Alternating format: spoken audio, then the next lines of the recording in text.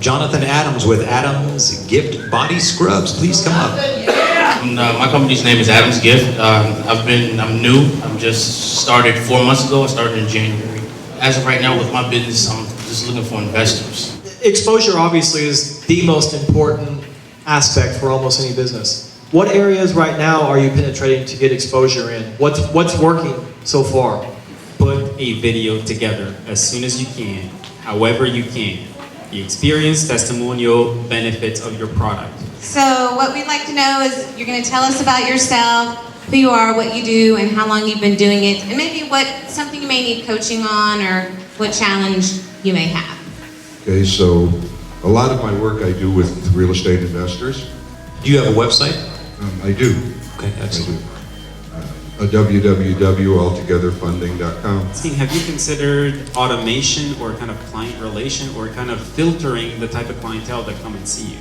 When it comes to organization, I think you said, in any business I've learned, systems are really what allows your business to grow.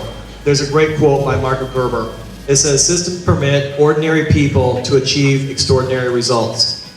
Now, when you talk about marketing, what kind of marketing are you discussing here? Is it a traditional or digital side? Okay, have you checked with virtualstafffinder.com? I think that there's a lot of young business owners or people new to starting their own business, and none of us claim to have all the answers by any means. A great coach leads with questions. But how do you generate leads? How do you generate buyers to your website? How do you push traffic to your site? Because it's an e-commerce website, right? Here's the thing, because you did mention something very amazing about, the situation with your wife and the health issue, right? That product did not sit on the website. So you had to put on the front, the slider or whatever the page is, you have to put that some good copy, because you have to be different. You're not like anybody else. Does that make sense? For a website like yourself, an e-commerce space, that means you have to generate tons of traffic, targeted traffic, to make that convert. This video could be shared on social media, and you can actually boost this video all over the place. We'll take one. Does anyone? There you go. He had his hand up, so I'm coming over there at you. Just put a little video together. A heartfelt message that says, this is the why. Here's my why of why I did this. All right, so if you could tell us who you are, a little bit about yourself and what you do and how long you've been doing it, and any challenges you're looking to improve on. Obviously, we're here to help. We're not here to pick on anybody. But I noticed on your card you didn't have your name.